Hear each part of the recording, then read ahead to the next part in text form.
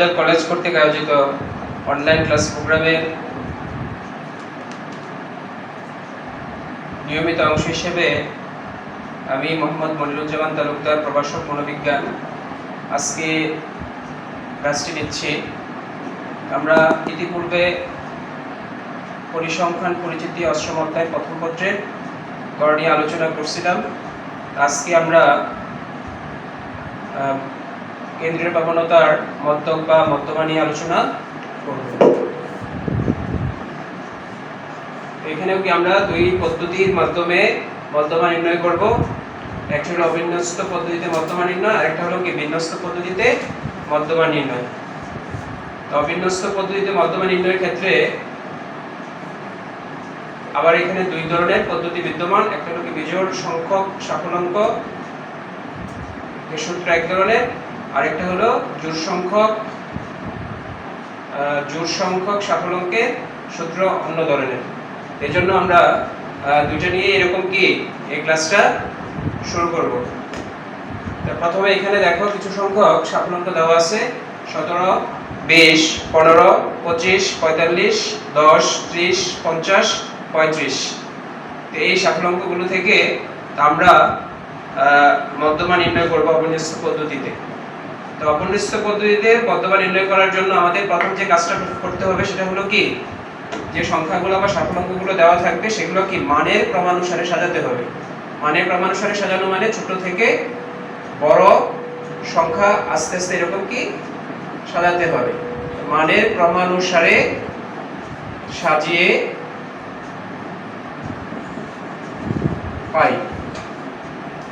এখানে সবচেয়ে ছোট সংখ্যা হলো কি 10, তারপরে হলো 15, তারপরে 17, তারপরে 20, তারপরে 25, তারপরে 30, তারপরে 35, তারপরে 40 নাই, তারপরে কি 45, তারপরে হলো কি 50।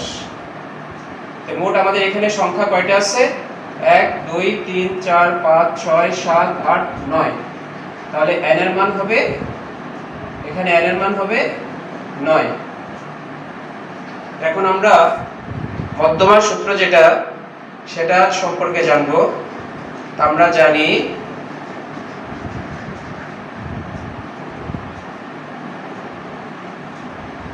MDN equal to n plus 1/2 তম সংখ্যা। আমরা এই সূত্রে যদি ব্যাখ্যা করি, MDN হলো মধ্যমা, n এর মান, n হলো এখানে সাফল্যাঙ্কের মোট সংখ্যা, সাফল্যাঙ্কের মোট সংখ্যা। আশা করি তোমরা বুঝতে পেরেছো।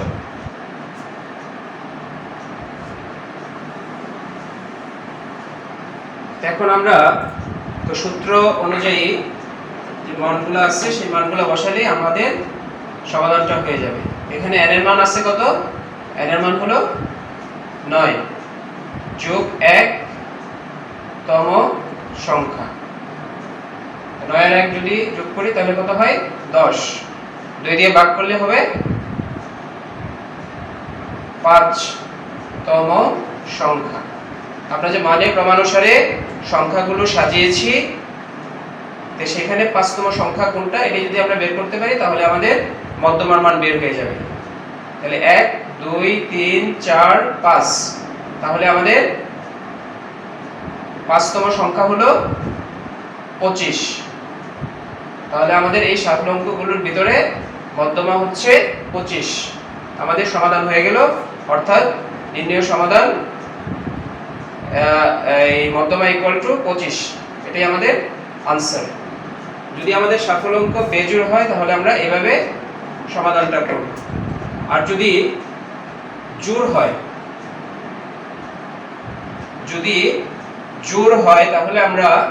তাহলে কি আমরা একটা সংখ্যা এখানে কমাই দিতে পারি। কমাই দিলে কি আমাদের সংখ্যাগুলো কি জোড় হয়ে গেল, অর্থাৎ 1 2 3 4 5 6 7 8। তাহলে আমাদের n এর মান কত হবে?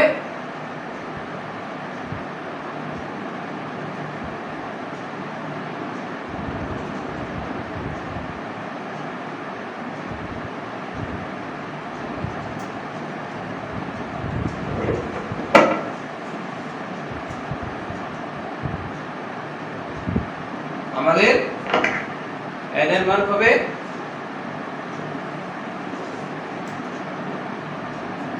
8। সূত্র এটাই, শুধু একটু পার্থক্য আছে, সেটা আমরা কি এখানে দেখানোর চেষ্টা করব।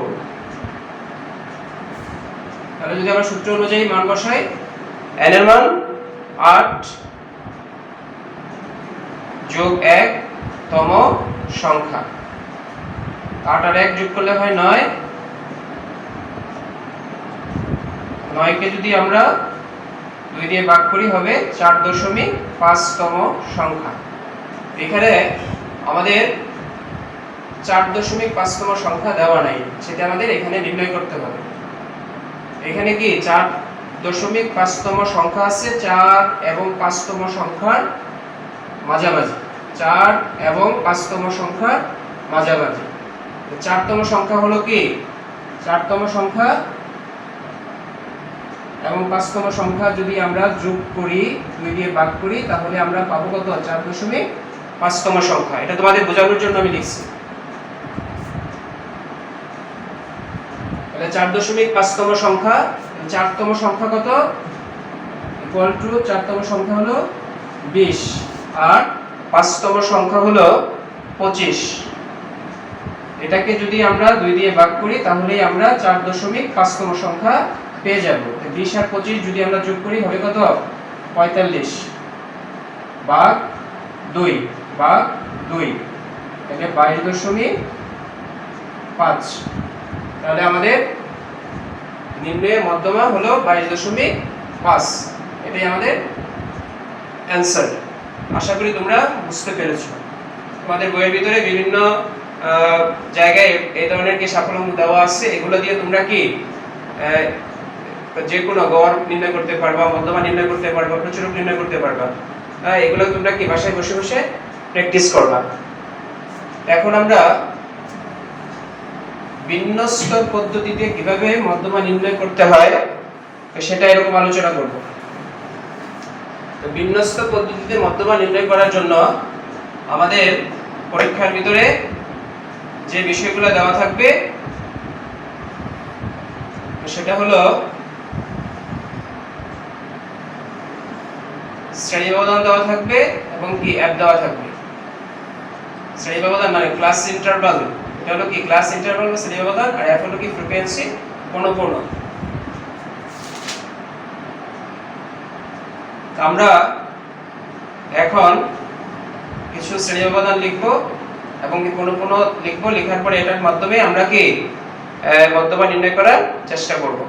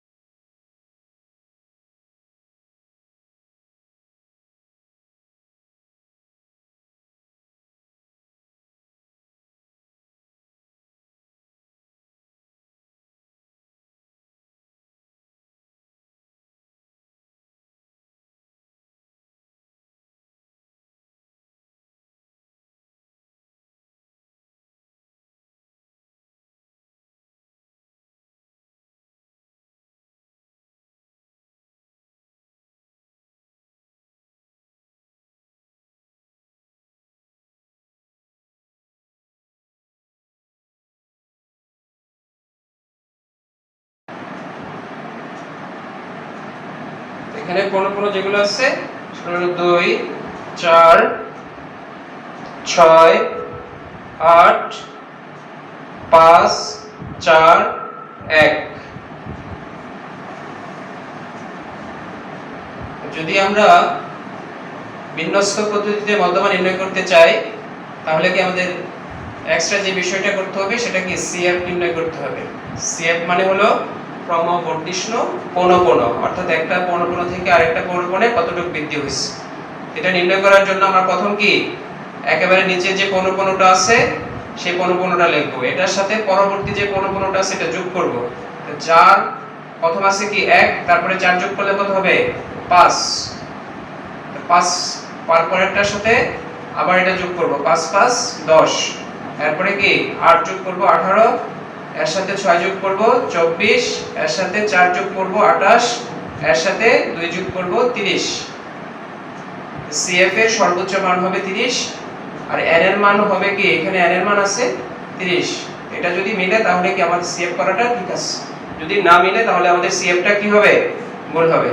তো প্রথম আমরা কি আবার বলতেছি বোঝার জন্য, প্রথম আমাদের যে সর্বের নিচের যে শ্রেণী ব্যবধানটা আছে এটার পৌনঃপুন্য বসাবো, এটার পৌনঃপুন্যের সাথে উপরের যে পৌনঃপুন্যটা আছে এটা যোগ করব। তো 4 আর 1 5 হইছে, 5 আর 5 10, 10 আর 8 18, 18 আর 6 24, 24 আর 4 28, 28 আর 2 30। এখন আমরা কি সূত্রটা লিখব। আমরা জানি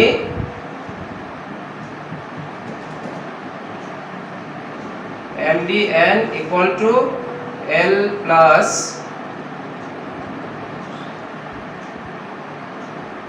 N by 2 minus CFL by FM into I।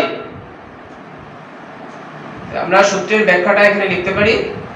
এখানে MDN equal to মধ্যমা, L হলো মধ্যমা যে শ্রেণীতে আছে, মধ্যমা যে শ্রেণীতে আছে সেই শ্রেণীর প্রকৃত নিম্ন সীমা। এটা আমি পরে বোঝাচ্ছি, আগে আমরা সূত্র অনুযায়ী যেটা বোঝায় সেটা এরকম কি আগে লিখতেছি। n হলো পৌনঃপুন্যের সমষ্টি, তারপরে হলো CFL। CFL হলো মধ্যক যে শ্রেণীতে আছে বা মধ্যমা যে শ্রেণীতে আছে, যে শ্রেণীতে আছে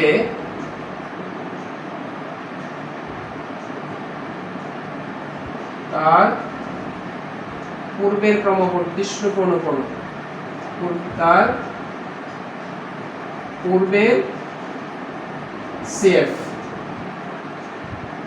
FM হলো মধ্যমা শ্রেণীর পৌনঃপুন্য, FM হলো মধ্যমা শ্রেণীর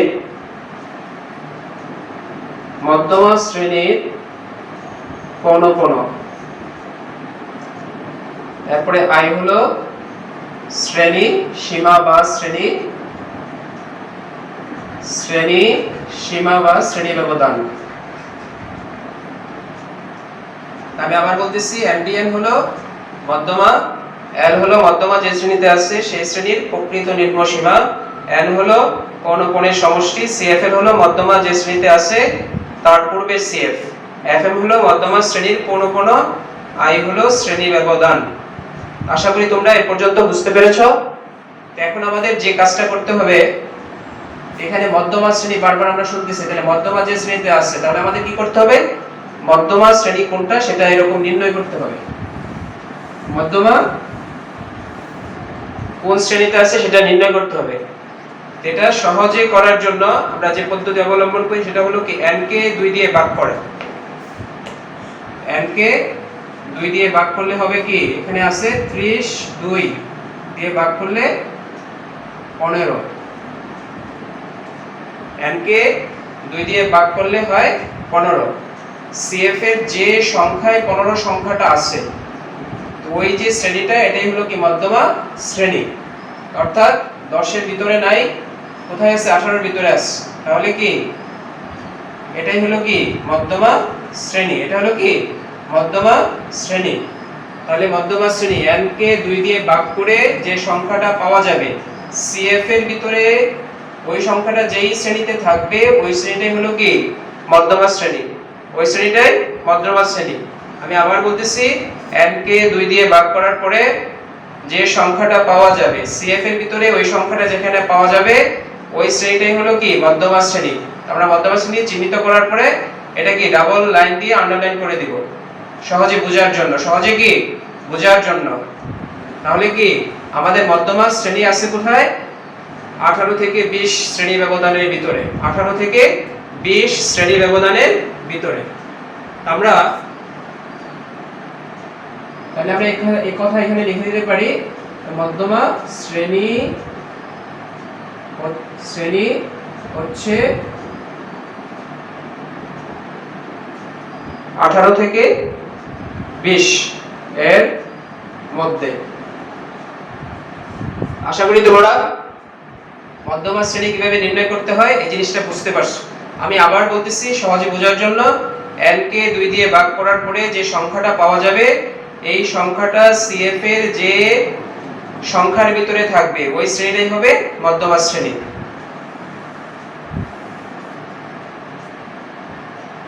এখন আমরা কি এই মানগুলো নির্ণয় করি, এখন আমরা এই মানগুলো নির্ণয় করব। তাহলে আমরা প্রথমে বলছি কি 18 থেকে 20 এর ভিতর, 18 থেকে 20 এটা হলো কি মধ্যমা শ্রেণী। এটা এইভাবে দাগ দিয়ে এইভাবে লিখে নিবা। তারপরে আমাদের যে মানটা বের করতে হবে এটা হলো কি L। আমরা L এর ব্যাখ্যায় লিখছিলাম মধ্যমা যে শ্রেণীতে আছে সেই শ্রেণীর প্রকৃত নিম্ন সীমা। তো সহজভাবে বোঝার জন্য এখানে কি দুইটা সংখ্যা আছে, মধ্যমা শ্রেণী কোথায়? 18 থেকে 20 এর ভিতরে, 18 থেকে 20 এর ভিতরে, 18 থেকে 20 এটা হলো কি মধ্যমা শ্রেণী। এখানে দুইটা সংখ্যা থাকে, একটা ডানে একটা কি বামে। বামে যে সংখ্যাটা আছে এই সংখ্যা থেকে যদি আমরা 0.5 বাদ দেই তাহলে আমাদের প্রকৃত নিম্ন সীমা হবে 17.5। এটা যদি সহজ বোঝার জন্য আমাদের মধ্যমা শ্রেণী যদি এরকম 12 তে হইতো তাহলে কি বামে যে সংখ্যাটা আছে শ্রেণী ব্যবধানে 12, তাহলে কি আমাদের প্রকৃত নিম্ন সীমা হতো 11.5। যদি এখানে 24 থেকে 26 এর ভিতরে মধ্যমা শ্রেণী হইতো তাহলে কি আমাদের প্রকৃত নিম্ন সীমা হতো 24 থেকে 0.5 বাদ দিলে 23.5। আশা করি তোমরা এটাও কি এরকম বুঝতে পেরেছো। তো n/2 n এর মান কত আমরা জানি, দেওয়া আছে এখানে 30, 2 দিয়ে ভাগ করলে হবে 15। CFL এর ব্যাখ্যায় আমি বলছিলাম মধ্যমা যে শ্রেণীতে আছে, তো মধ্যমা শ্রেণীতে কোনটা আমাদের 18 থেকে 20 এই শ্রেণী। এই শ্রেণীর পূর্বের CF মানে নিচে যেটা আছে এটা, তার নিচে যেটা আছে এটা হলো কি CFL, অর্থাৎ মধ্যমা শ্রেণীর পূর্বের CF কত? 10, পূর্বের CF 10। আমরা FM এর ব্যাখ্যায় বলছিলাম মধ্যমা যে শ্রেণীতে আছে সেই শ্রেণীর পৌনঃপুন্য। মধ্যমা কোথায় আছে? 18 থেকে 20, এর পৌনঃপুন্য কত? 8। তাহলে আমাদের FM হলো 8। আর শ্রেণী ব্যবধান হলো এই যে 9 থেকে 11, এখানে কয়টা সংখ্যা আছে? 3টা, 9, 10, 11, অর্থাৎ শ্রেণী সীমা বা শ্রেণী ব্যবধান হলো 3। এখন আমরা আমাদের মানগুলো বসিয়ে দিব। L = 17.5, n/2 30 divided 2 = 15। সরাসরি আমরা লিখে দিতে পারি 15। CFL এর মান 10, FM এর মান 8 আর এটার মান 3। আর শ্রেণী সীমা বা শ্রেণী ব্যবধান হলো 3। তাহলে 17.5 যোগ এটা যদি আমরা বাদ দেই তাহলে কত? 5। এটা যদি আমরা ক্যালকুলেশন করি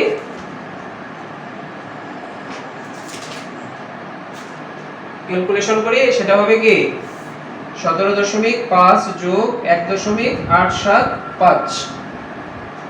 এটা যদি আমরা যোগ করি তাহলে হবে কি 19.38। তো নির্ণয় মধ্যমা হচ্ছে 19.38, এটাই আমাদের এই মধ্যমার সমাধান। আশা করি তোমরা বুঝতে পেরেছো। এখন তোমাদের বোঝার স্বার্থে আমরা আরেকটা সমাধান করিয়ে দিচ্ছি।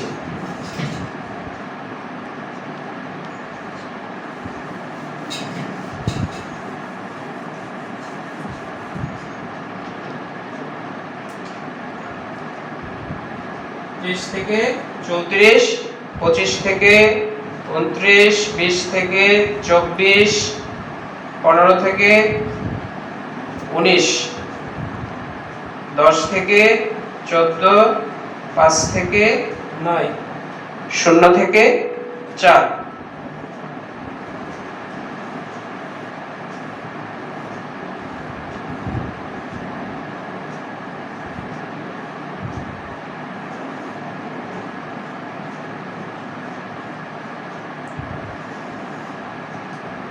f এর মান হলো 1, 4, 5, 10, 6, 3, 1, n equal to 30। তাহলে আমরা প্রথম কি করব, CF নির্ণয় করব। CF এর কথা আমি বলছিলাম, প্রথম যে পনপনটা আছে সেটা বসাবো, এটার সাথে পরবর্তী পনপন যোগ করব। 3 আর 1 4, 4 6 10, 10 10 20, 20 5 25, 25 আর 4 29, 29 আর 1 30।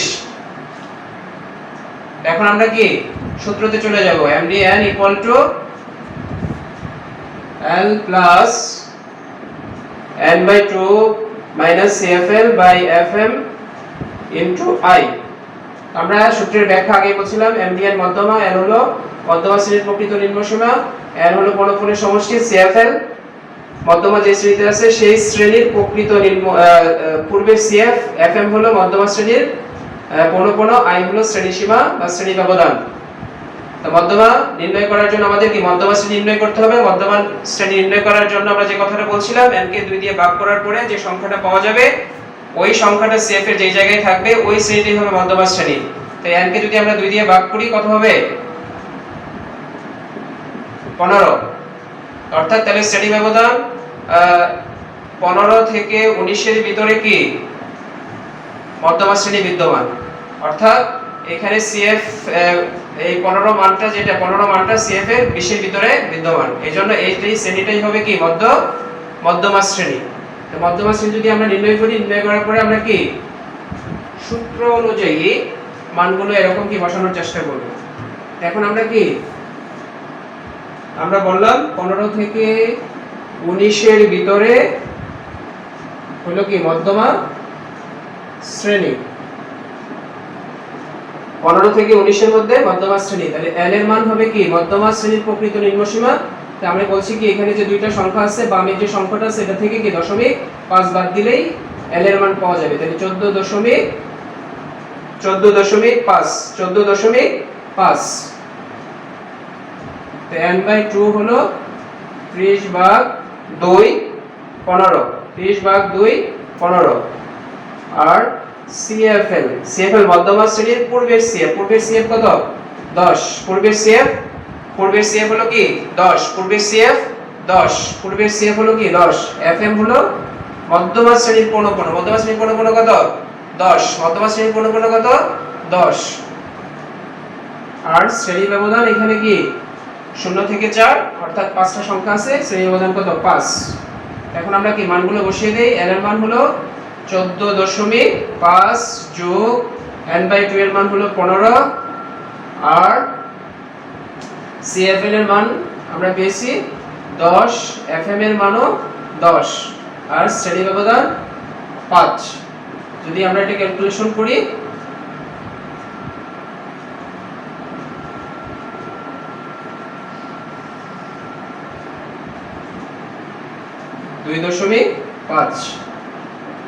অর্থাৎ এটা যোগ করার পরে হবে 17। অর্থাৎ আমরা এখান থেকে মধ্যমা নির্ণয় করলাম 17, নির্ণয় মধ্যমা 17, এটি আমাদের কি आंसर। আশা করি বুঝতে পেরেছো। আজকে ক্লাস এখানেই শেষ হলো। সকলকে ধন্যবাদ।